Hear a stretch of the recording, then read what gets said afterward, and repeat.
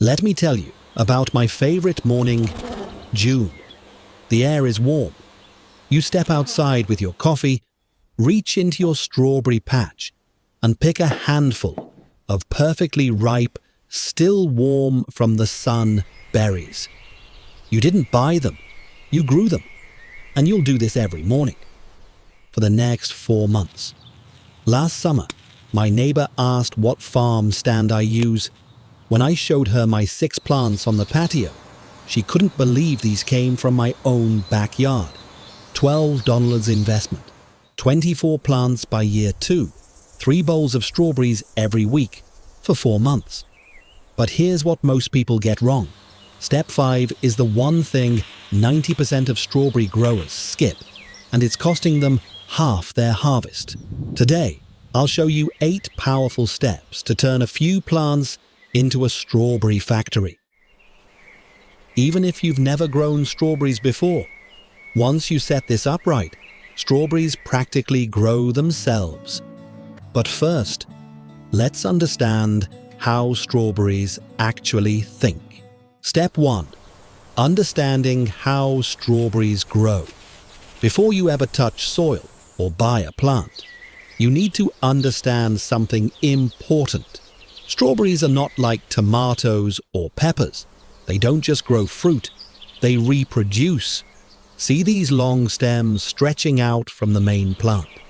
These are called runners. And most people think runners are a problem, something to trim away. But here's the truth. Runners are not a problem. Runners are power. These runners stretch out like arms, creating new baby plants wherever they touch soil. One plant can become 10, and 10 can become a strawberry factory. This is why I went from 6 plants to 24 in just 1 year, without spending another dollar. Now, here's the other thing you need to know. Strawberry roots are shallow. They don't dig deep into the ground like carrots. Instead, they spread horizontally, just below the surface. This means they need loose, rich soil that drains well, but holds just enough moisture. If you pack strawberries into heavy clay, their roots will suffocate. But give them room to breathe, and they'll reward you with berries for years. Now that you understand how strawberries grow, let's choose the right type for your garden. Step 2. Choosing the right strawberry type. There are 3 main categories, and picking the wrong one is a common mistake. First, June-bearing strawberries. These produce one large harvest, usually in late spring. Great if you want lots of berries at once for jam or freezing. Second, ever-bearing strawberries.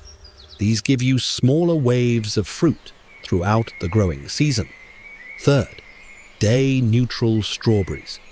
These produce continuously, as long as temperatures stay between 35 and 85 degrees.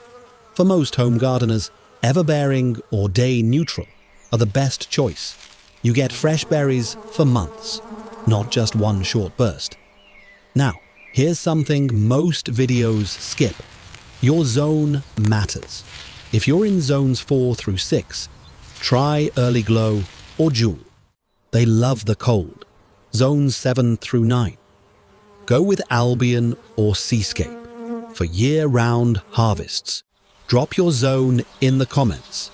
I'll give you my top pick for your area. One more thing. When you buy plants, look at the crown. That's the thick part where the leaves meet the roots. A healthy crown means a strong plant. A strong plant means more fruit. Once you've picked your variety, let's prepare the perfect growing space. Step 3. Preparing your growing space. Here's the good news. Strawberries are incredibly versatile. You can grow them in garden beds, containers, hanging baskets, grow bags, or even vertical towers. You don't need a big backyard. A sunny balcony works just fine. The key is getting the soil right. Strawberries need loose, well-draining soil. That stays moist but never soggy. Remember what we said about shallow roots. Waterlogged soil suffocates them. Mix in some compost for nutrients and perlite or coconut coir to keep things airy. Spacing matters too. If plants are packed too tightly, air stops moving, and that invites disease. Give each plant about 12 to 18 inches of space. Now, sunlight. Strawberries need at least 6 hours of direct sun daily. The more sunlight they receive, the more sugar they produce, and more sugar means sweeter berries. And here's the best part. For those of us who don't want to spend hours bending over, strawberries grow beautifully in raised containers at waist height. No kneeling required. Quick question, containers or in-ground? Drop your answer below. I'll share tips for both in the comments. Now let's get these plants in the ground or container the right way. Step 4. Planting correctly. This step trips up more beginners than any other. Here's the critical rule. The crown must sit exactly at soil level. Not buried, not exposed. Right at the surface. If you bury the crown, it rots. If you leave it too high, the roots dry out. Take your time with this. Dig a small hole, spread the roots out gently, and position the crown so it's level with the soil's surface. Then fill in around it and press lightly. Now, watering. Strawberries need consistent moisture, especially in the first few weeks. Those shallow roots dry out quickly. But here's the thing. Strawberries dislike stress. Dry cycles followed by heavy watering can confuse the plant and reduce your harvest. Keep the soil evenly moist, not wet, not dry. In the first year, be patient. Your plant is building its foundation. Strong roots now means endless berries later. Now here's where most people mess up. Step 5. Feeding for production. Remember the step I mentioned at the start? This is it. And here's why it matters. Strawberries are heavy feeders. When they lack nutrients, fruits become small, sour, or scarce. Here's the timing secret. During early growth, strawberries need nitrogen to build leaves.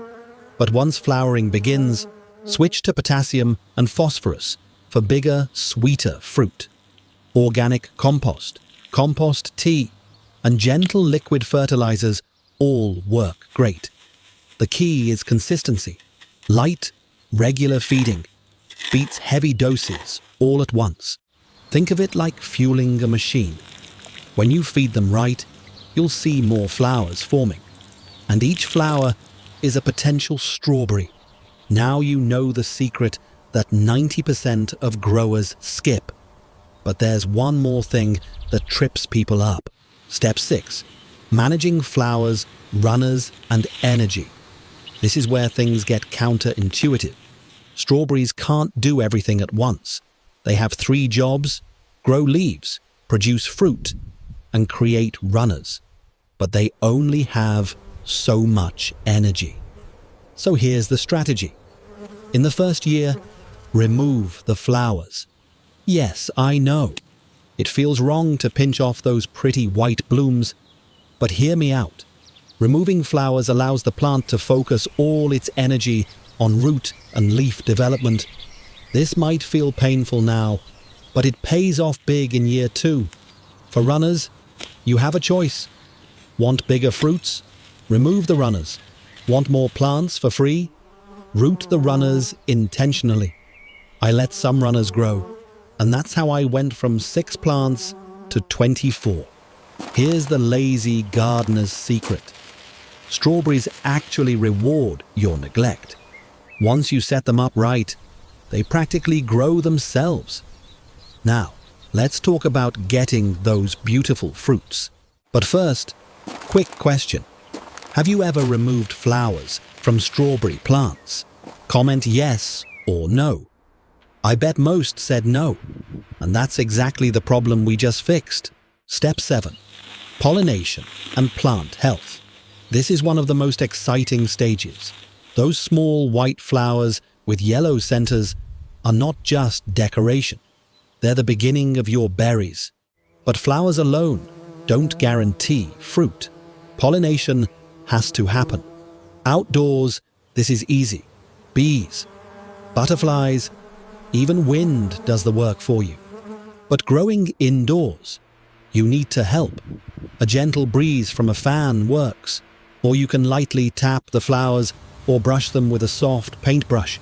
You'll know pollination worked when the flower center begins to swell and the petals fall away. Healthy pollination leads to evenly shaped fruits. Poor pollination, misshapen strawberries. Now, one quick tip for plant health. Strawberries sit low to the ground. This makes them vulnerable to rot and pests. The solution? Mulch. A layer of straw, wood shavings, or dry leaves creates a protective barrier. It keeps fruit off wet soil and reduces disease. Bonus: it also holds moisture and suppresses weeds. And now, the moment you've been waiting for. Step 8. Harvesting and renewal. This is one of the most satisfying moments in gardening. You've done the work. Now it's time to collect your reward. But here's what makes strawberries special. Harvesting is not about ending. It's about continuing. Every time you pick a ripe berry, you're signaling the plant to make more. So don't be shy. Pick often. The best time is early morning, when the fruits are cool and firm. Use your fingers or clean scissors and cut the stem just above the berry. Don't pull the fruit directly. That can damage the plant. Now, here's something amazing. Removing ripe fruit tells the plant to redirect energy into new flowers. So harvesting actually encourages more fruit instead of stopping it. It's a cycle that keeps giving. And here's where it gets fun.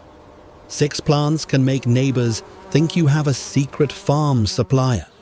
My neighbor still can't believe I grew all these from my own backyard.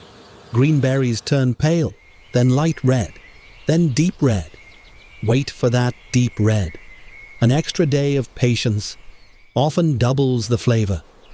Before I let you go, here's what to do next. Let me tell you what happened to me. Year 1. I started with 6 plants, $12 total.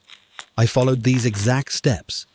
By year 2, I had 24 plants from runners, all for free. Now I pick 3 bowls of strawberries every week for 4 months straight. That's $15 to $20 worth at the grocery store every single week. From $12. And my neighbors, they'll ask for your secret. That's how you grow tons of strawberries, the lazy luxury way. Understand how they think. Pick the right variety for your zone. Set them up at waist height, no kneeling. Feed them right, especially step 5, and let them reward your smart neglect. Whether you have a garden, a balcony, or just a few pots on a patio, strawberries keep giving back, season after season. Comment Strawberry Factory. If you want part 2, how to turn 6 plants into 30 for free using runners. If enough of you want it, I'll make that video next. And don't forget to subscribe so you don't miss it. Thank you for growing with me today. Happy planting, and may your strawberries be sweet and endless.